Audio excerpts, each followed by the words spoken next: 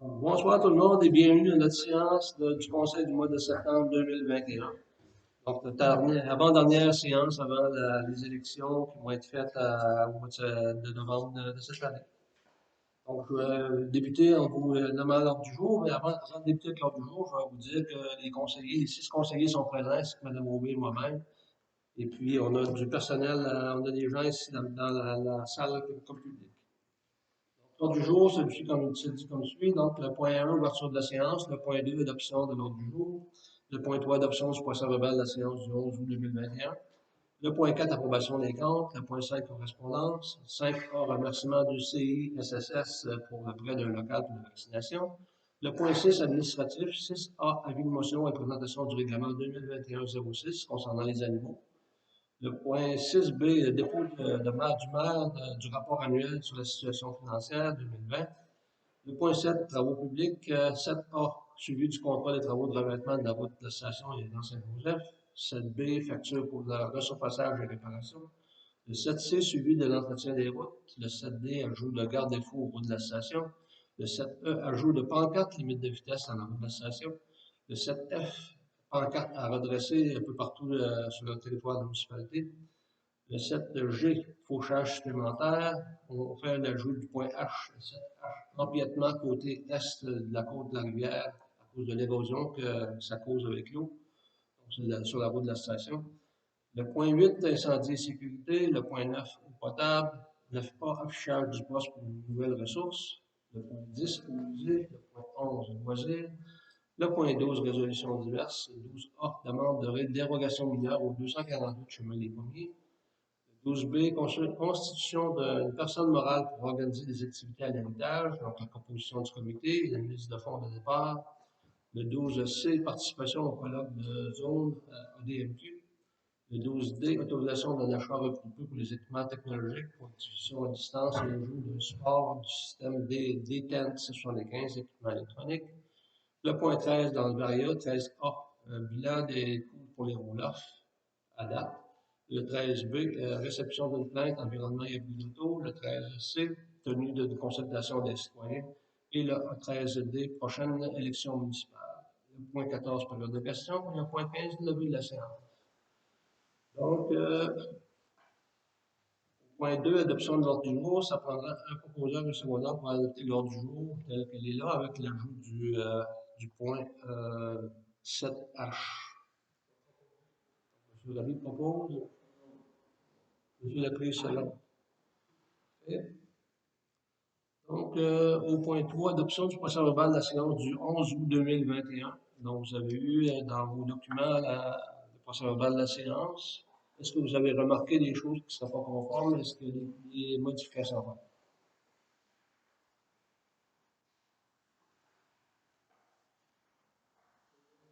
Donc, si c'est conforme, ça prendra un proposeur et un secondant pour adopter l'ordre du jour. Pas l'ordre du jour, mais le procès-verbal tel quel. Monsieur Giroux va lever sa main, donc il va proposer. Et puis, Monsieur Morancy va seconder. Donc, au point 4, approbation des comptes. Donc, vous avez eu séance sonnante tout à l'heure des modifications avec à la liste que Mme Louis vous avait remis dans vos documents de travail pour la séance. Donc, est-ce qu'il y a des questions par rapport aux dépenses qu'il y a dans les dépenses à payer pour le mois d'août, finalement? M. Laprise propose. M. Tarien second.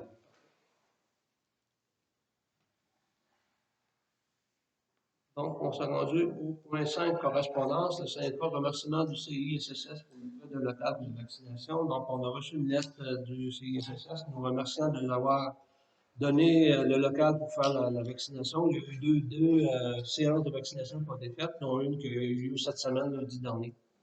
Donc, ça fait bien les affaires, puis nous, de notre côté, la population, ben, ça leur permet de se faire vacciner ceux qui ne l'étaient pas. Donc, je pense que c'est le moindre effort qu'on peut faire de leur offrir une salle comme ça pour pouvoir les permettre à nos citoyens de ne pas avoir à se déplacer pour le vaccin.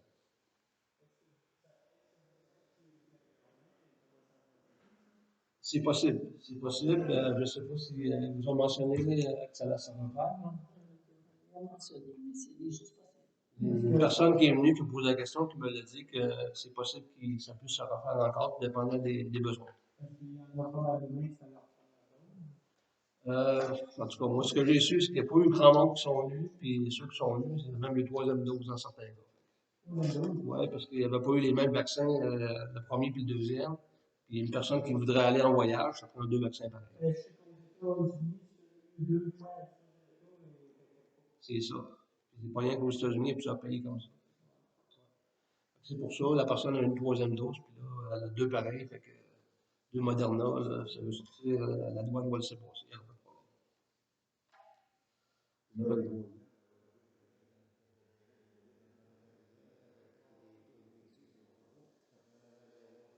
Ah, il va y avoir des rappels, mais là, dans ce cas, d'un cas comme celui-là, c'est que la personne n'avait pas deux vaccins pareils, puis c'était simplement pour être.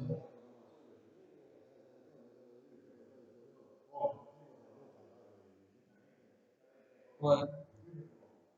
Non, ben c'est ça. C'est qu'au départ, un peu comme n'importe qui, il n'y avait pas d'expertise beaucoup là-dedans. Ils ont été avec le premier qu'ils ont eu, qui en avait une bonne quantité, et puis ça se fait comme ça. Puis le vaccin protégeait quand même AstraZeneca dans le temps. Là, fait que, il protège encore, c'est ça.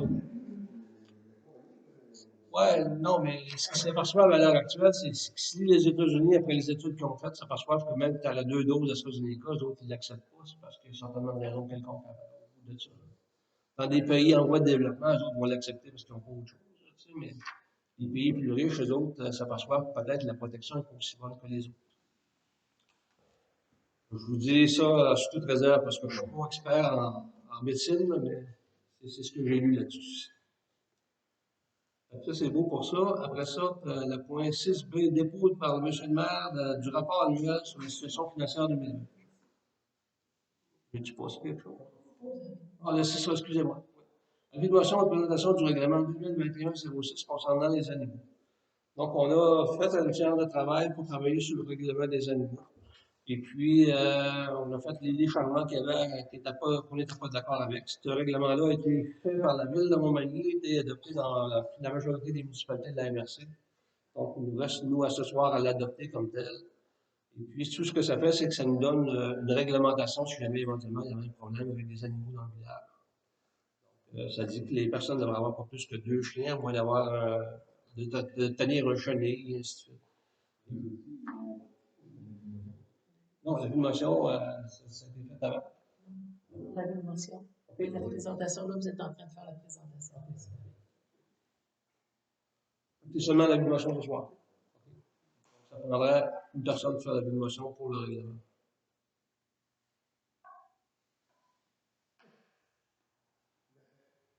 Monsieur Morancy. C'est beau. Maintenant, le discours du maire, donc, sur la situation financière 2020. Donc, je vais vous lire le rapport comme tel. Rapport annuel sur la situation financière 2020 de la municipalité Saint-Euphémie-sur-le-Rivière-du-Sud. Messieurs les conseillers, mesdames et messieurs, en vertu de la disposition de l'article 176.2.2 du Code municipal, il me fait plaisir de vous présenter le rapport de la situation financière de la municipalité au 31 décembre 2020, ainsi que le rapport du vérificateur externe qui se résume ainsi. Les états financiers au 31 décembre 2020. Le rapport financier préparé par la firme comptable Raymond Charlotte Grant Thornton nous montre que la municipalité affiche un surplus de fonctionnement de 54 166 s'expliquant par des recettes de 764 259 et des charges de 933 815 incluant des activités d'investissement de 2 711 des amortissements de 287 002 et des remboursements de la dette de 60 569. Incluant les surplus de fonctionnement de l'année 2020, la municipalité possède un excédent de fonctionnement cumulé non affecté de 92 635 en plus des réserves affectées totalisant 195 680 incluant un fonds de roulement de 50 000 Les emprunts à terme de la municipalité totalisent 735 334 en plus d'un emprunt temporaire de 210 000 pour le financement de la TECQ à recevoir pour les travaux. Donc, la retenue dans tout ça, finalement, c'est qu'on a fait un surplus l'an passé de 54 156 sur l'exercice financier. Donc, rapport du vérificateur. Le rapport du vérificateur daté du 23 juin 2021 atteste que les états financiers donnent une image fidèle de la situation financière des municipalités au 31 décembre 2020, ainsi que des résultats de ces activités auditées pour l'exercice 2020, et ce, conformément aux normes comptables pour le secteur de la municipalité. Le taux global de taxation réelle de 2020 a été validé et se situe à 1,6956 du 100 d'évaluation sur ces immeubles imposables de 29 110 200 Le taux de taxation de base a été de 1,022 du 100 auquel s'ajoutent les taxes de service ainsi que celles de la Sûreté du Québec. Rémunération annuelle des élus, donc tel que requis par la loi, je vous informe de la rémunération et l'allocation des dépenses des élus pour l'année 2020 payée par la municipalité et la MRC, qui se détaille comme suit. Donc, au poste de maire, rémunération 4 396,25 avec des allocations de dépenses de 1 934,35. La rémunération de la MRC pour la maire est de 3 613,56 plus une allocation de dépenses de 1 806,98. Les conseillers d'Ontario, excusez-moi, je vais prendre l'heure de une rémunération de 1 506,24 et une allocation de dépenses de 662,64.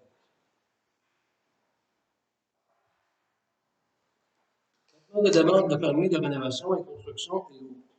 Notre inspectrice d'un bâtiment a traité 47 demandes en 2020 qui se résument ainsi. Donc, des arrondissements de construction, rénovation, bâtiments accessoires, déplacement de bâtiments, installation septique, des travaux riverains et autres. Donc, tout ça pour un total de 323 118 déclarés. Je vous rappelle qu'il est requis de demander un permis avant d'effectuer divers travaux sur votre propriété et qu'il est préférable de le faire d'avance afin de vous assurer de son émission avant le début de vos travaux. Pour l'année 2021, les défis demeurent variés et grands pour les élus qui travaillent à maintenir les infrastructures municipales et à améliorer les routes, l'héritage, la sécurité des citoyens et le développement de la municipalité. L'équipe municipale demeure à l'écoute de ses citoyens et dans cette optique, une rencontre de consultation citoyenne sera tenue au cours des prochaines semaines à laquelle je vous invite à participer en grand nombre pour faire entendre votre voix et orienter les orientations de la municipalité. Les actions de la municipalité, vous recevrez ainsi une invitation ultérieurement, donc l'invitation devrait être assez rapide bientôt parce qu'on a une réunion demain soir pour décider probablement de la date qu'on va faire ça et la formule, on va décider demain soir de la formule aussi. Donc, c'est une réunion qui va se faire encore là, une réunion de travail avec les conseillers, pas tout le public qui va être demain soir, mais après cette réunion-là, demain soir, Mme Aubry va envoyer des invitations à toutes les boîtes à mal de la municipalité, que les gens puissent savoir quand est-ce que ça va avoir lieu, s'ils veulent venir. Et puis, bien honnêtement, j'espère que le maximum de citoyens vont participer à ça, parce qu'on a besoin d'avoir l'information des payeurs de taxes, savoir qu'est-ce qu'ils veulent qu'on fasse dans l'avenir pour les prochaines années pour la municipalité. En terminant, je tiens à remercier tous les citoyens et élus qui ont participé aux bons résultats de cette dernière année. Je demeure disponible pour compléter les informations contenues dans mon présent rapport sur d'autres sujets touchant la municipalité. Donc, c'est ça.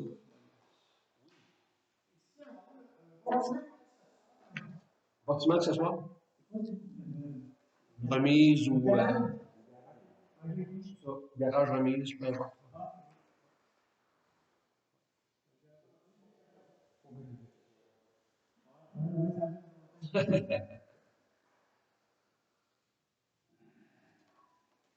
Donc, c'est ça, ça nous donne une bonne idée sur ce qu'on enlève. Donc, pour le financier, on a fait un surplus de 54 166, qui est quand même bien avec le budget qu'on avait. Donc, on a même, c'est sûr que le COVID peut-être nous a aidés dans ce sens-là aussi, parce qu'on n'a pas fait toutes les dépenses qu'on aurait peut-être pu faire si ça n'avait pas été une année COVID aussi.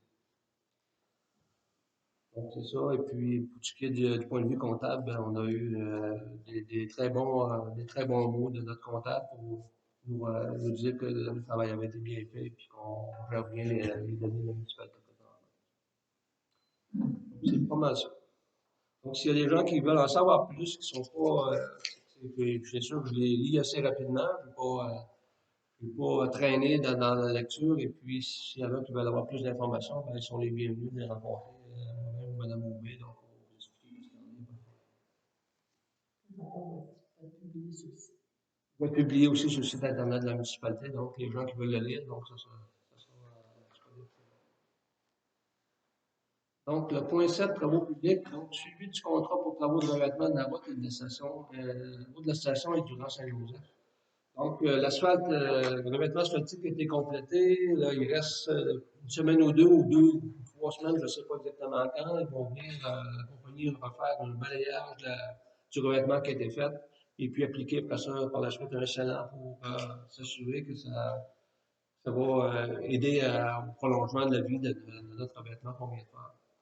Ça va, un coup que le scellant va être appliqué, ça va être beaucoup plus doux pour ce qui est du roulement et puis ça va être il va être très semblable à de l'asphalte, ça va être plus noir aussi. Donc, ça va donner un meilleur look, mais c'est pas seulement pour le look qu'on fait, c'est surtout pour la protection que ça va apporter à long terme.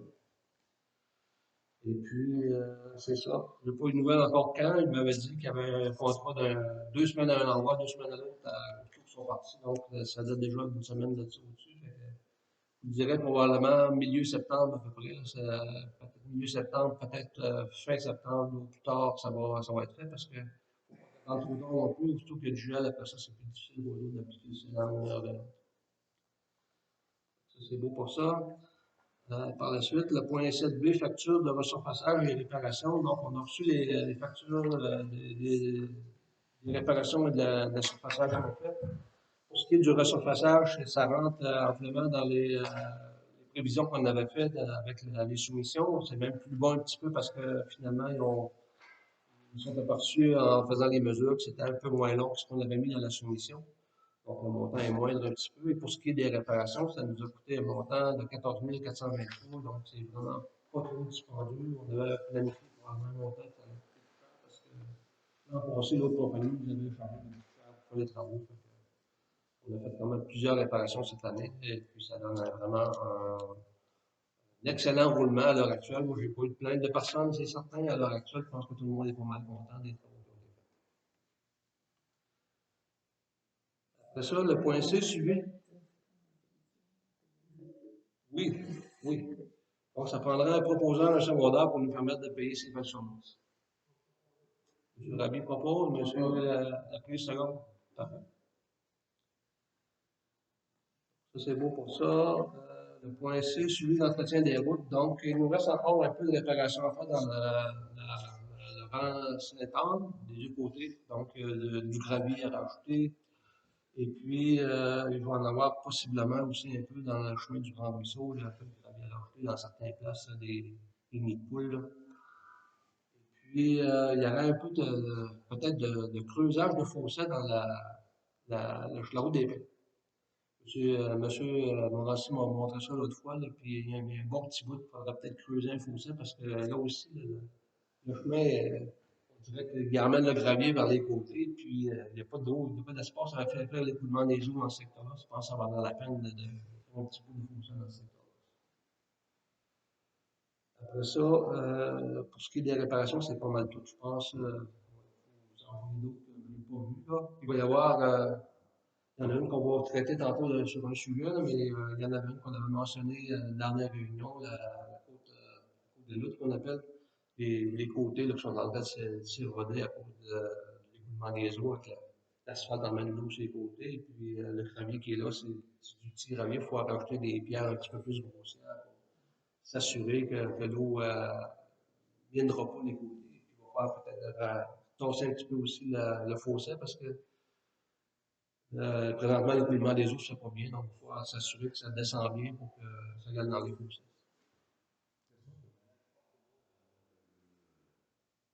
C'est un balai mécanique, mais quelque chose qui n'est pas fort, dans le sens que ça n'arrachera pas le revêtement. Il me l'a bien confirmé, il dit, parce que le, le pont de la rivière, il va falloir que tu les balayer avec autre chose que ça, parce que ça en est.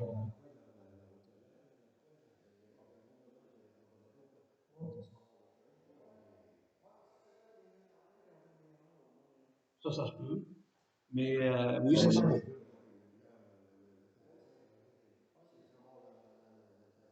Ouais, mais le balai, ça, il va être capable de le tasser. Il va être capable de le tasser, mais c'est parce qu'il n'ira pas profondément dans la surface pour pas arracher du goudron et de la pierre. L'idée, c'est d'enlever juste le surplus de pierre qui est flottant encore là-dessus, tout simplement. C'est de cette manière-là qu'ils font. Puis s'il y a du gravier qui s'est accumulé avec l'écoulement et ainsi de suite, ben, on enlève ça. C'est beau pour ça. Le point D, ajoute le garde-fou au haut de la station, donc dans le croche de la route de la station avec le revêtement asphaltique. J'ai bien l'impression que cet hiver, s'il y a des gens qui ont le pied trop pesant, ben, ça va être dangereux qu'ils passent d'un côté ou de l'autre, ils vont procéder.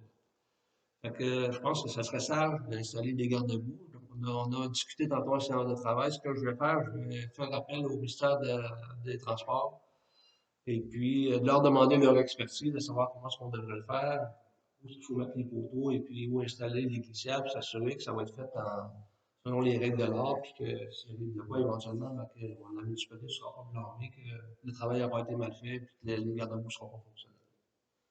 Puis en même temps, je vais lui demander aussi de nous confirmer l'installation de pancartes dans ce secteur-là, si c'est adéquat. Si c'est adéquat, ben, ils vont nous confirmer qu'est-ce qu'on a besoin d'acheter pour rendre les indications dans ce coin-là adéquates aussi. Ça devrait être fait dans les semaines qui s'en viennent. Ça, c'est beau. Le point E, ajout de pancartes, c'est la même chose que je mentionnais tout à l'heure. Ça va être vérifié avec le ministère des Transports. Ils vont me dire quelle pancarte va rentrer dans ce secteur-là. Le point F, pancarte à redresser, bien, on a discuté en séance de travail tout à l'heure. Je pense qu'on est rendu à un point qu'il faut faire redresser nos pancartes, puisqu'avec les années, on est rendu qu'on a des pancartes un peu tout proches. Je ne sais pas, j'ai compté ça rapidement l'autre fois, mais je pense qu'on a 2 belles pancartes dans tous les villages. Toutes les autres, là, c'est tout. Soit c'est un côté ou de l'autre, en avant, en arrière, ça n'a plus de bon sens. Des années que c'est installé, et puis il y en a quelques-unes qui sont bien trop hautes, bien plus faciles à accrocher avec peu importe une pelle l'hiver ou peu importe. Il va falloir qu'on fasse faire un travail de redressement ou de remplacement de poteaux là-dessus. Il faudra qu'on y aille faire vraiment une vérification physique dans tous les secteurs, à savoir, ben là, ce poteau-là est surdressable, il faut le remplacer. On va faire les achats de poteaux, puis après ça, les faire installer. On n'aura pas le choix parce qu'on est rendu là. On veut rester dans les normes de la municipalité. Qu'est-ce que la municipalité doit faire pour ses citoyens? Ben ça, c'est une partie de là qu'on devrait faire. La vérification physique comme telle, il faudra la faire dans les prochaines semaines. Et puis, par la suite, après ça, acheter les poteaux qui vont manquer. Et puis, après ça, il faudra demander à quelqu'un de les installer, parce que ça va prendre une pelle de tracteur ou quelque chose comme ça pour pouvoir les planter comme il faut, pour qu'ils puissent subir les affres du temps par la suite. Ça, c'est beau pour ça. Le point G, 7G, fauchage supplémentaire. Donc, en séance de travail, je l'ai mentionné tout à l'heure, on avait demandé à l'entreprise qu'elle va faire le débroussaillage sur les côtés de la rue, de la route de la station et puis du Grand Ruisseau. On avait demandé que le travail se fasse assez rapidement. Puis quand je les ai téléphonés la première fois, ils m'avaient mentionné qu'elle allait le faire dans le milieu d'août. Là, on est rendu le 1er septembre aujourd'hui, puis on n'a pas eu de nouvelles encore. Donc, je les ai contactés ce matin, puis ils m'ont mentionné que c'était sur le rang Saint-Joseph, dans le secteur d'Armois, puis qu'ils s'en venaient chez nous. Il m'aurait contacté probablement cet après-midi s'il avait été capable, mais il venait de faire un buggy d'équipement, fait qu'il fallait qu'il répare les équipements avant de pouvoir continuer. Fait que là, il y a un des conseillers tout à l'heure qui a mentionné qu'il était rendu dans notre secteur sur la rue Saint-Joseph, donc probablement qu'on va débuter demain matin. On va leur faire faire le bout de Saint-Joseph qui appartient à Saint-Euphémie, on va leur faire faire la route de la station au complet et puis le chemin du Grand aussi. C'est un plan qu'on fait sur 3 ans, à peu près, pour faire le broussaillage un peu partout. Et puis cette année, c'est ce qu'on va faire du point de vue des broussaillards avec la grosse machinerie. Mais il restera encore là peut-être du fauchage à faire dans les abords du village, de tous les côtés finalement, du côté de la route de Sud-Ouest, on pourrait le faire à partir du Grand-Saint-Anne. Même chose à partir de Notre-Dame-du-Rosaire, s'en venir ici, à partir de chez M. Chabot, à la limite de la municipalité. Et puis l'entrée du village, la route principale ouest, ça serait parfait, ça aussi, si on pouvait faire ça.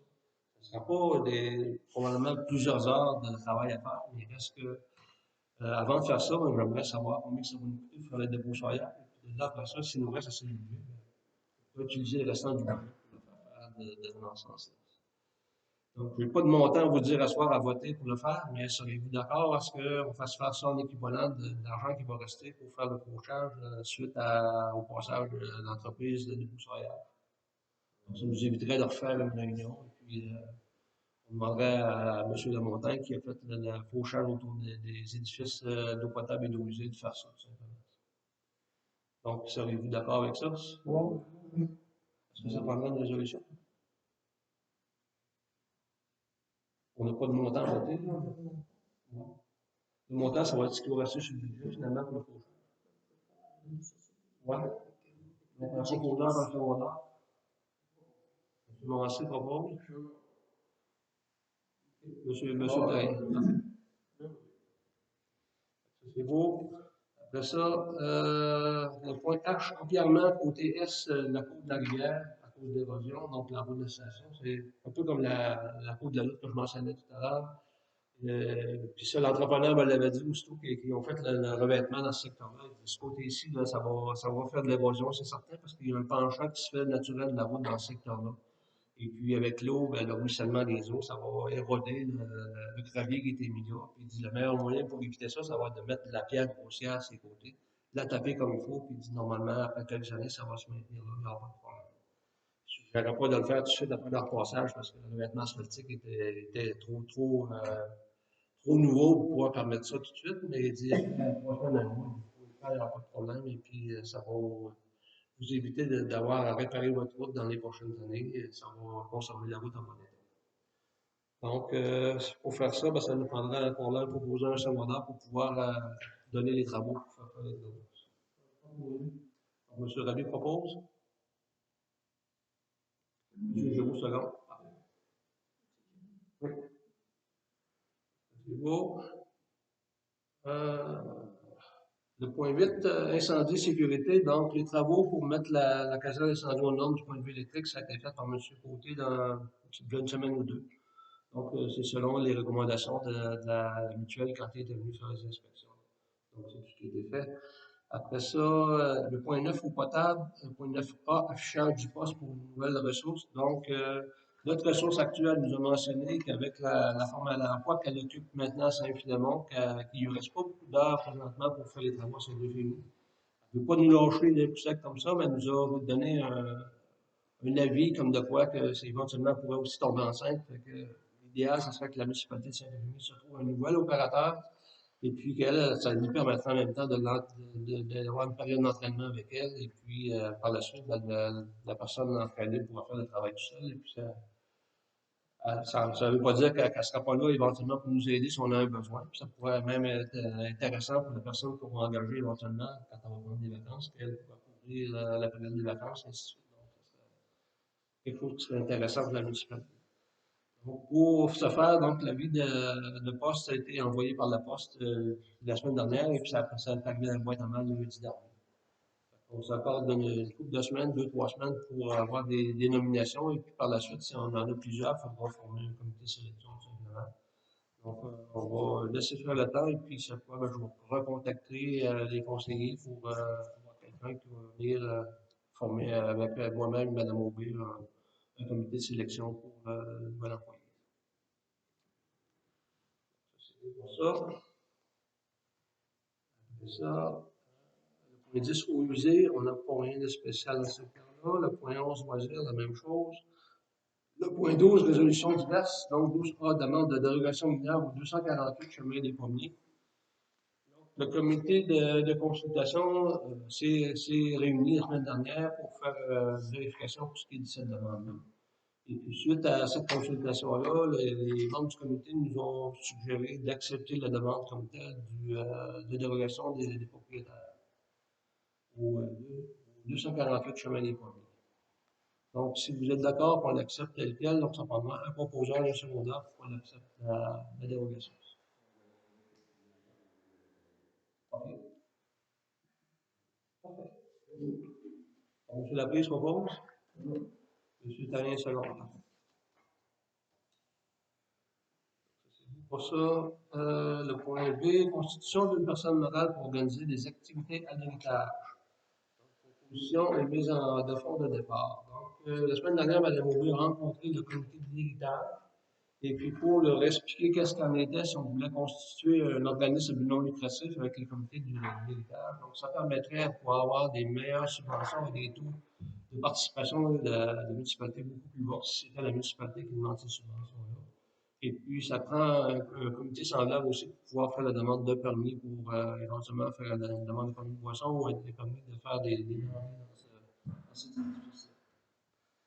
Donc, le comité actuel, il est vraiment limité. C'est le fun si on aurait, ça serait le fun si on aurait plus de monde finalement là-dedans, mais présentement, le conseil de fabrique, il y a deux personnes qui n'étaient pas présentes, qui vont pouvoir qu'ils nous apportent deux nouvelles personnes pour former le comité. Et par la suite, après ça, il faudra que le comité se nomme un président.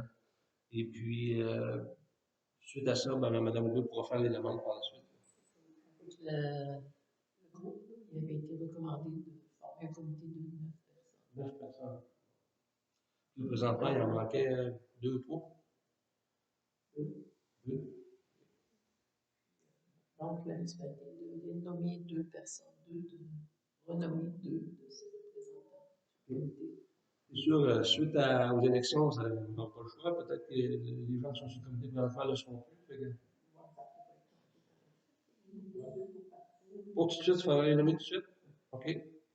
Donc, on avait M. Giroux qui était là-dessus, puis M. Morancy. Donc, seriez-vous prêts à continuer jusqu'à temps qu'il y ait des élections, puis on mette vos noms sur le document en partant?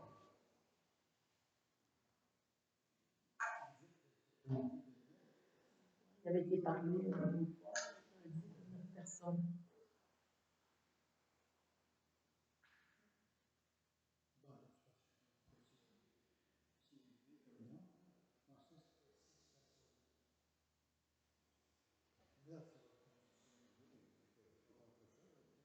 Non, peut-être après la consultation publique, ça va peut-être aider ça aussi. Mais idéalement, il faut faire des activités, c'est sûr que moi je trouve idéalement qu'il y en ait plus, qu'il y en ait moins. Parce que,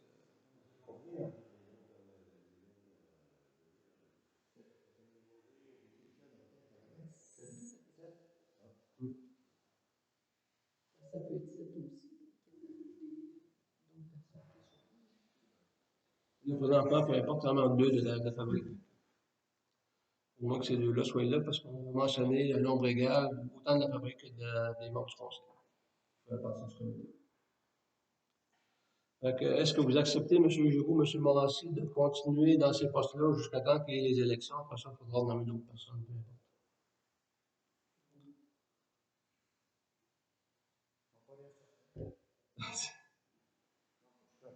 Oui, c'est bon.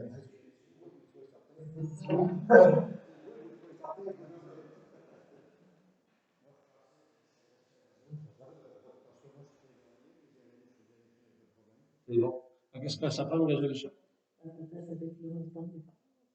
Oui, oui, c'est ça. Parce que là, on mentionnait dans la séance de travail tout à l'heure que si le comité veut démarrer des activités, ça va lui prendre un montant de départ pour avoir une petite caisse et puis pour faire les achats de denrées, et ainsi de suite. On avait statué tout à l'heure un montant de 1000 la municipalité va passer au comité, et puis un autre 500 de cash flow pour la petite caisse. Ce montant-là, aussitôt que le comité aura renfloué avec les activités, ben, ils vont nous remettre à la municipalité ces montants-là, tout simplement. On ne leur donne pas des dates pour pouvoir nous renflouer, on leur demande simplement de nous renflouer aussitôt qu'ils seront capables de le faire. Donc, si vous êtes d'accord avec ça, ça prendra un proposeur ou un secondaire pour pouvoir faire ce prêt-là au comité de l'État. M. Morancy propose. Est-ce que vous incluez la nomination des personnes en même temps? Ça prendra deux résolutions. Hein. Si vous faites une résolution, peut-être pour M. Morancy qui propose.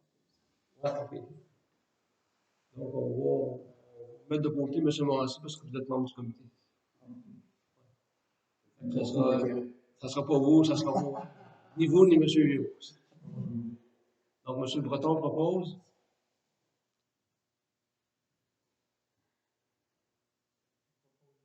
Monsieur Rabi, c'est bon. Parfait. C'est beau pour ça. Point 12C, participation au colloque de zone à ADMQ. Donc, Mme Aubin nous amène ce soir demande, c'est que l'ADMQ se réunit le 16 septembre prochain à Lévis pour faire sa rencontre annuelle. Et puis, le coût de l'inscription à la réunion est de 50 $. Donc, c'est pas très élevé pour une réunion semblable. Alors, Mme Aubin va avoir la chance de rencontrer différents avocats et ainsi de suite.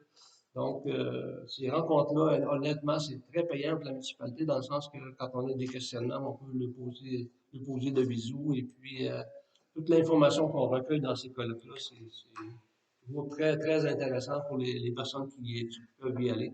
Donc, ce qu'on a à faire là-dessus, c'est d'accepter la demande de Mme Auville, l'inscription, et puis lui rembourser ses frais de déplacement et de repas. Si on prendrait un proposeur, un secondaire pour la résolution.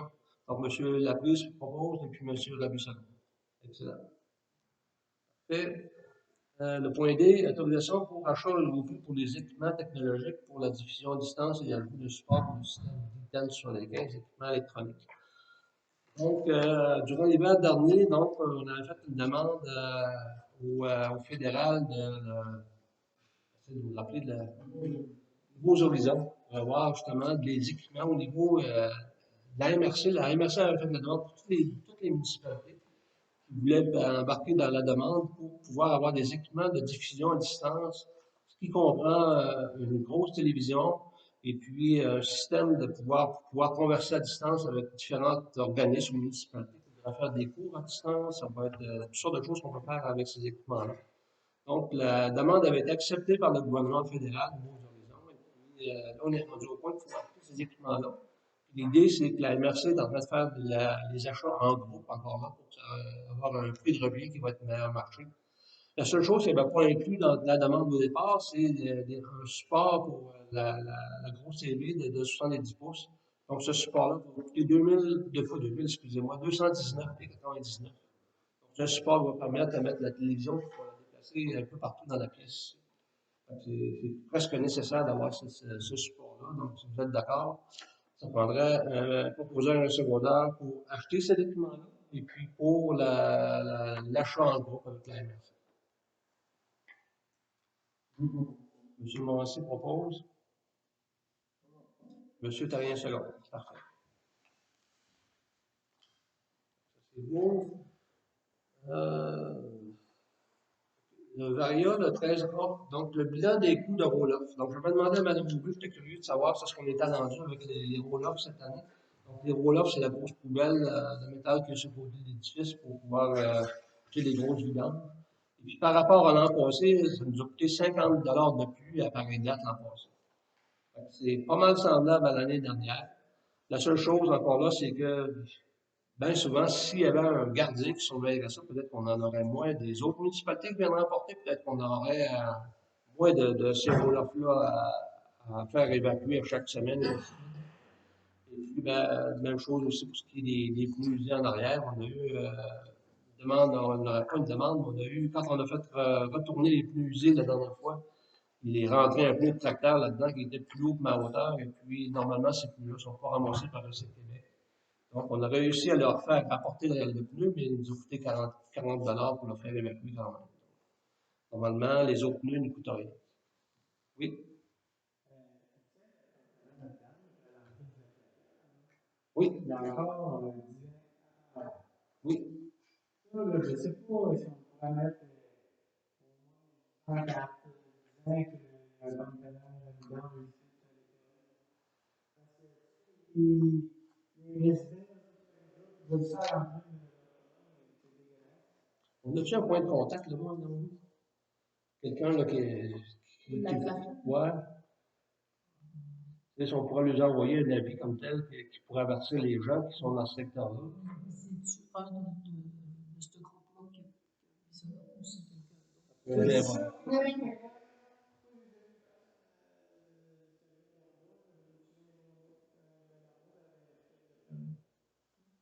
Ça, c'est pas nécessairement des résidents de là. Ouais. Puis là, les résidents, on leur demande de venir emmener les établissements ici, on dit, ben, c'est pas de nous qui l'avons mis là. Qu'est-ce qu'on fait dans un cas standard? Y appartient-tu à la municipalité? Le conteneur appartient à la municipalité.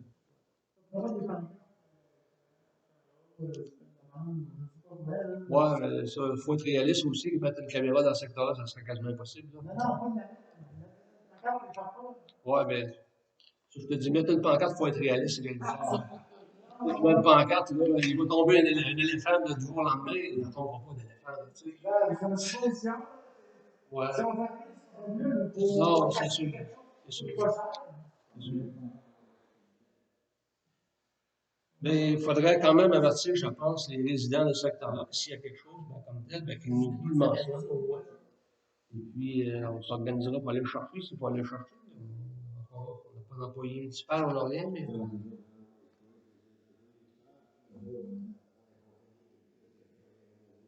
c'est ça. Présentement, on est pris comme ça. Présentement, on est pris comme ça. Fait que si faut aller, ce serait gentil de y avoir quelqu'un du secteur qui pourrait le mettre dans sa boîte de pick-up dans les sites, là. Ce serait le moindre effort, je pense, qu'il pourrait faire. D'abord, ces gens-là qui doivent venir dans le village une fois de temps en temps. S'ils ne peuvent pas le faire, ben, qu'ils nous le mentionnent, on s'organisera pour les chercher. Ça, c'est beau pour ça. Le 13B, réception d'une plainte, environnement et abri de tout.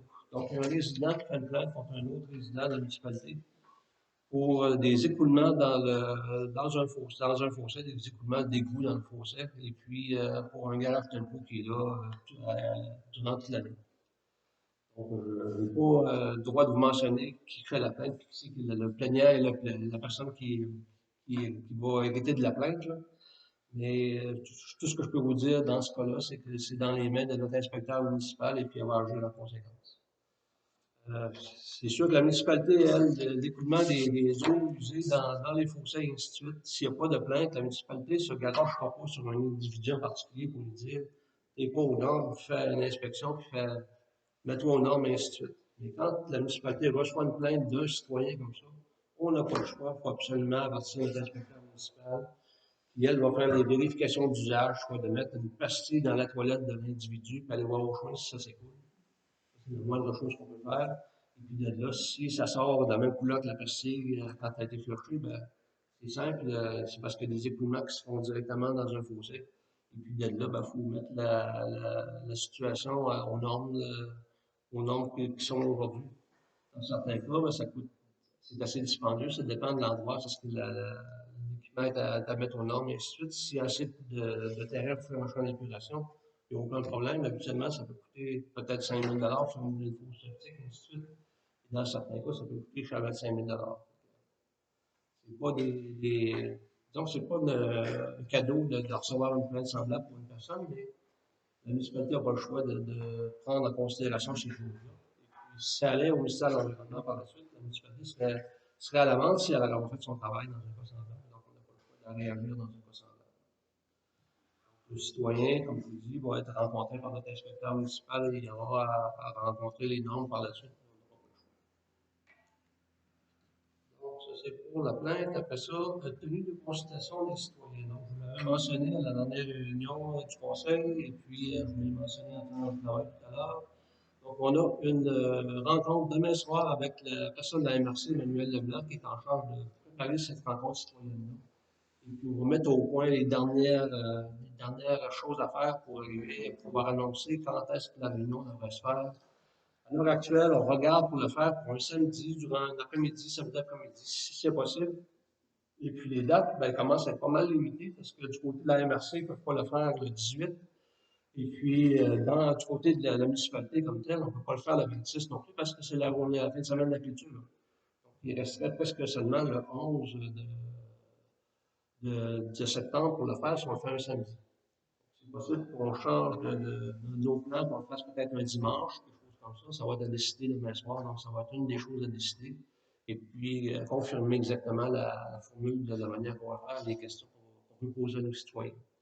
Donc, la raison de faire ça, c'est très simple. Donc, on veut savoir pour les prochaines années comment que les citoyens voient le développement de la municipalité. On en a parlé tout à l'heure, on n'a pas d'employé municipal. On est une des seules municipalités qui n'a pas d'employé municipal dans la MRC Montmagny. Si on n'est pas la seule, je pense qu'on est la seule. Donc, les petites municipalités qu'on sent comme Sainte-Lucie, l'Île-aux-Rues, et ainsi de suite, ont des employés municipaux. Depuis des années, ils ont budgété des montants pour pouvoir avoir des équipements pour ces travailleurs-là, des réglages pour les équipements, et ainsi de suite. Et puis, quand il y a des travaux à faire, comme le ramassage du divan qu'on parlait tout à l'heure, ben, ces personnes-là sont capables de le faire et c'est fait partie de leur travail. Donc, ça, c'est une des choses que les citoyens auront à décider s'ils veulent avoir éventuellement un employé municipal dans la municipalité. Et puis, honnêtement, je pense que c'est un devoir d'une municipalité d'avoir un employé comme ça pour voir aux besoins de la municipalité. C'est pas le rôle des conseillers et du maire d'aller boucher les trous dans le chemin quand il y en a, et ainsi de suite. il y avait un accident aux élus dans un cas semblable, je pense qu'on ne serait même pas couvert. C'est des décisions qu'on en prend éventuellement. Et puis, ben, il y aura d'autres questionnements à savoir qu'est-ce que les gens veulent avoir dans les municipalités éventuellement. Est-ce que ça sera bon de développer, avoir des quartiers, pas des quartiers, mais des terrains qu'on pourra vendre pour faire des constructions, peut-être des nouveaux petits commerces qu'on pourrait avoir, comme, je sais pas moi, un dépanneur électronique avec des machines et ainsi de suite. C'est des choses qui pourraient être discutées éventuellement. Est-ce qu'on pourrait mettre ça? Ben, il y a différentes possibilités peut-être. Et puis, c'est ça. Depuis qu'on a fait le revêtement d'asphalte dans le village, je ne sais pas si vous avez remarqué, mais il y a de la circulation beaucoup plus ces fins de semaine. On a des convois de petites voitures de toutes les sortes. Des fois, c'est des motos, plein de monde qui circule ici la fin de semaine. Puis si on avait quelque chose, il faut les faire arrêter. Après ça, ben, il faut regarder autour d'eux autres et dire, peut-être que ça pourrait être intéressant de vivre ici, là, puis ça nous ferait plus de monde à pouvoir payer des taxes. Je ne dis pas que ça baisserait le compte de taxes, mais au moins, ça nous permettrait de pouvoir faire les ajouts qui sont nécessaires éventuellement à la municipalité pour pouvoir se développer tranquillement. Donc, c'est des choses comme ça qu'on va discuter. On va avoir l'opinion des citoyens. Et en même temps, ben, les citoyens qui seraient intéressés à éventuellement participer comme membres du conseil lors des élections qui s'en viennent, ben, ça va leur donner une idée de quoi ressemblent les discussions des membres du conseil autour de la table. C'est quoi qui pourrait être intéressant vraiment pour les jeunes, et c'est quoi que la municipalité a besoin pour pouvoir continuer son développement. On n'a pas le choix. Donc, ça serait tout pour le point 13C. Le point 13D, prochaines élections municipales. Donc, la date, Mme Aubry, c'est le 7 novembre prochain. Donc, c'est un dimanche, le 7 novembre prochain. Et puis, à l'heure actuelle, ben, on sait qu'il va y avoir des postes qui seront pas pour vous, parce qu'il y a des conseillers qui nous ont mentionné qui reviendront. Donc, je ne peux pas vous donner le nombre exact ce soir, mais on sait qu'il va y avoir des postes qui seront à pourvoir. Pour ce qui est de mon poste moi-même, à l'heure actuelle, je ne suis pas encore certain à 100% que je veux revenir. J'ai une bonne idée que oui, je vais revenir, mais j'ai besoin d'avoir justement cette consultation publique-là pour savoir ce que les gens veulent avoir dans l'avenir, pour pouvoir me confirmer ma candidature, c'est ça, pour le poste de maire. Donc, c'est pas mal ça. C'est pas une job qui est tout le temps facile à faire. Je ne dis pas que c'est rémunéré comme ça devrait l'être non plus. On ne peut pas demander mer et mort pour des petites municipalités comme ici. Il faut y aller avec les capacités de payer de la municipalité. Et puis, il faut justement prendre en considération ce que les citoyens ont à nous dire, qu'est-ce qu'ils veulent avoir dans la municipalité. Et puis, ça prend la participation des citoyens absolument. C'est pas mal ça que je vais mentionner de ce côté-là. On sera rendu au point 14, période de questions. Est-ce qu'il y en a qui ont des questions?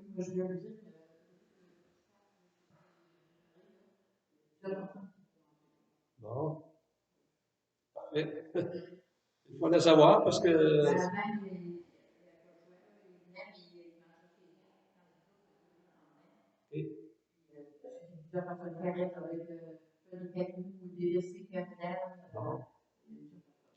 C'est le fun. Au moins, c'est pas là pour nos résidents, c'est là pour les gens qui passent aussi. Puis si les gens en profitent, ben, c'est tant mieux. C'est pour ça que ça a été fait dans le temps aussi.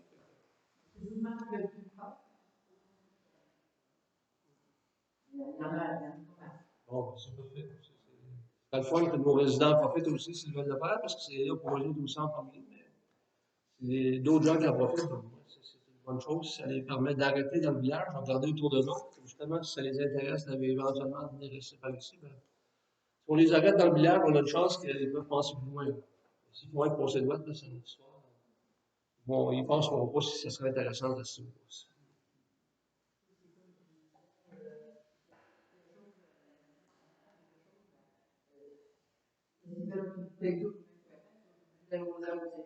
Ben, c'est ça. Moi, juste vous compter une anecdote comme ça. Je suis allé il y a 2 semaines à Barclay, on a demandé une crème glacée, au petit bout de crème glacée qu'il y avait.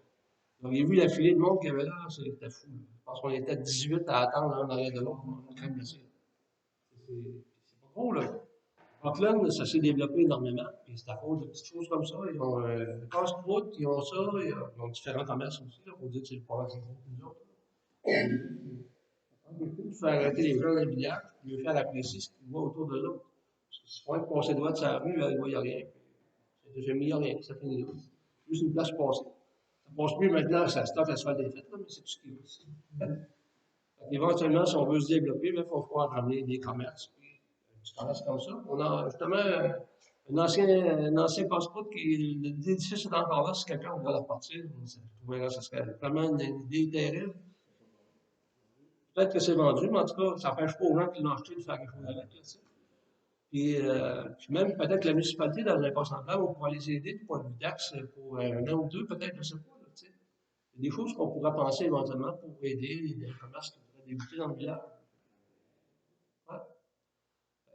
C'est des choses comme ça qui vont faire que la municipalité va se développer tranquillement. On ne peut pas y aller à pas de géant parce qu'on n'est pas des géants, on est des gens avec des petites capacités, mais au moins, si on est capable de le faire tranquillement, pas vite, on avance, plutôt que reculer comme on fait présentement, malheureusement. Merci, Mme Chabot, de votre.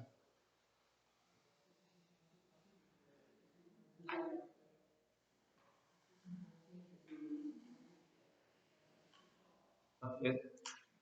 Est-ce qu'il y en a qui ont d'autres questions? Oui.